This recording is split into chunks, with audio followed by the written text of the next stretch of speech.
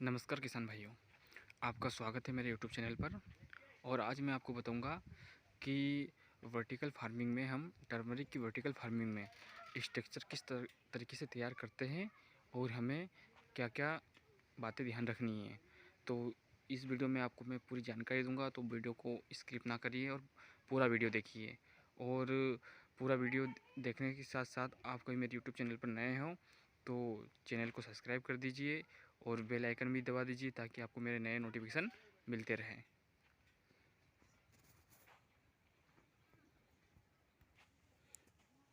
दोस्तों, मैं आपको फर्स्टली बता देता हूं कि जो हम इस वर्टिकल स्ट्रक्चर में जो हम पाइप यूज़ करेंगे वो हम एमएस पाइप यूज़ करेंगे। और जो एमएस पाइप जो यूज़ करेंगे उनका जो साइज़ होगा, जो हम कॉलम के रूप में, जैसे कि ये जो कॉलम के रूप में हमने जो ये ले रहे हैं, ये हमारा जो इसका साइज़ होगा 2 इंच। और जो हम आड़े जो लगाएंगे, ये अब जो देख रहे हो मैंने पकड़ के रखा हूँ, ये लेंगे हम 1 इंच। ये 1 इंच इसलिए लेंगे क्योंकि इसको हम आधा इंच भी ले सकते हैं, बट 1 इंच लेने से हमारा ये फ़ायदा होगा कि जो हमारा वेट है, हम सोइल मिक्स करते हैं मीडिया में, तो ये वेट अच्छे से झेलेगा। क्योंकि हमको ये भी ध्यान रखना है कि एक बीम से दूसरे जो बीम की दूरी है वो हमको 5 फीट रखनी है। क्योंकि हम इससे अधिक रखते हैं तो जो हम मीडिया यूज़ करेंगे, कभी हम जो जीआई सीट का यूज़ करते हैं तो उसमें भी वेट बढ़ जाएगा, और हम ड्रम का यूज़ करते हैं तो उसमें थोड़ा वेट तो कम होगा, बट हम जो मीडिया यूज़ करेंगे जिसमें हम सोइल का जो परसेंटेज लेते हैं 50% लेते हैं, तो उसका वेट काफ़ी बढ़ जाता है। तो इसके लिए हमको ये बात की बहुत ज़्यादा ध्यान रखना पड़ेगा कि इसका और इसका जो डिस्टेंस है इसको हम कम कर सकते हैं पर बढ़ा नहीं सकते। कभी आप बढ़ाओगे तो हो सकता है कि ये जो हमने ये सपोर्ट के लिए जो दिए है, ये वेट के कारण ये नब जाए, क्योंकि इसका इतना ये इतना वेट नहीं उठा पाएगा और ये दो भी इतना वेट नहीं हो पाएगा। तो हो सकता है कि इसमें आपको दिक्कत आ सकती है।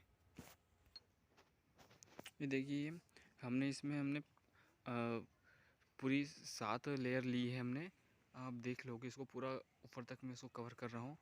और 7 लेयर इस प्रकार ली है, आपको बता देता हूँ कि जो फर्स्ट लेयर से दूसरी लेयर की का जो बीच का जो गैप है वो हमारा 2 फीट होना चाहिए। 2 फीट क्यों होना चाहिए? क्योंकि हमारा 1 फीट में तो हमारा जो ड्रम आ जाएगा। उसके बाद में जो 1 फीट बचेगा उसमें हमारा जो प्लांट थोड़ा बहुत ग्रोथ करता है, वो प्लांट ग्रोथ करेगा और उसको हम बगल से निकाल के बाहर की साइड निकाल सकते हैं। तो ये ध्यान रखना है कि जो एक लेयर से दूसरे लेयर की जो दूरी है वो 2 फीट विदाउट हमारी जीआई सीट या ड्रम का यूज़ किए। और जब हम जीआई सीट या ड्रम को हम रखते हैं या लगाते हैं इस पर, इसके ऊपर लगाते हैं, तो ये 1 फीट हाइट हो जाएगी। और 1 फीट के बाद में हमारी जो इसके बाद में बचेगा वो 1 फीट बचेगा। तो हमारी जो 2 लेयर के बीच की जो हाइट है, गैप है, वो 2 फीट होना चाहिए।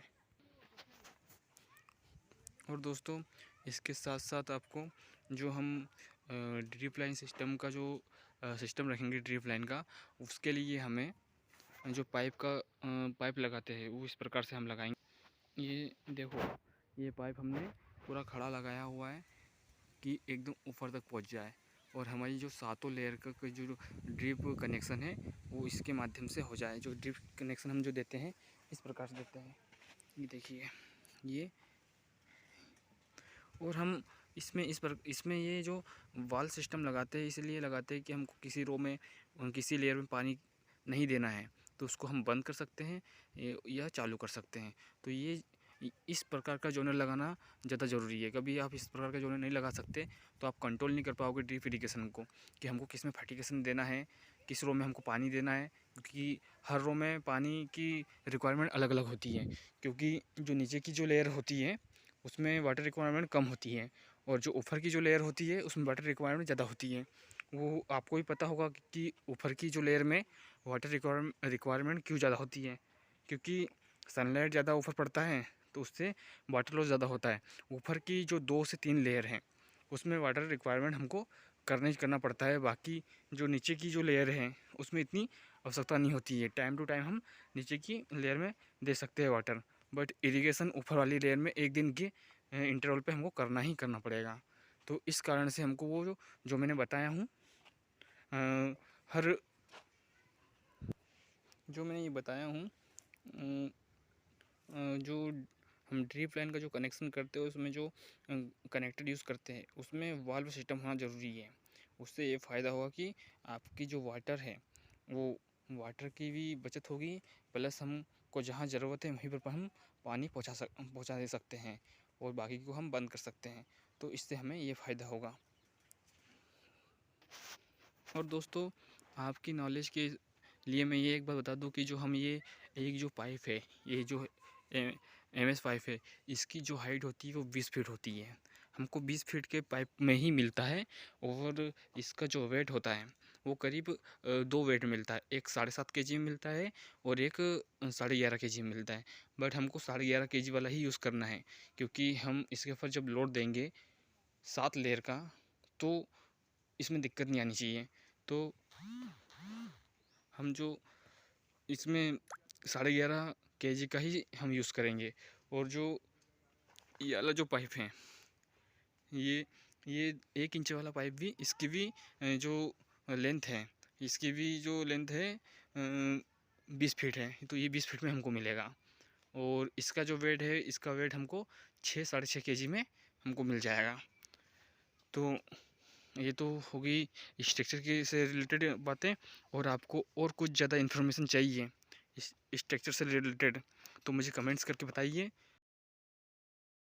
भाइयों, आप कमेंट्स के माध्यम से अपने क्वेश्चन पूछ सकते हो और क्वेश्चन पूछने के बाद मैं आपको उनका आंसर दे दूंगा। और जो आपको समझ में नहीं आया वो मैं आपको इस कमेंट्स के दोस्तों, माध्यम मेरी से दी गई क्लियर कर जानकारी आपको दूंगा। कैसी लगी? कभी मेरी जानकारी अच्छी लगी हो तो मेरे चैनल को लाइक करिए और अधिक से अधिक लोग किसानों तक पहुंचाइए कि इसका जो लाभ है सबको मिलते रहें।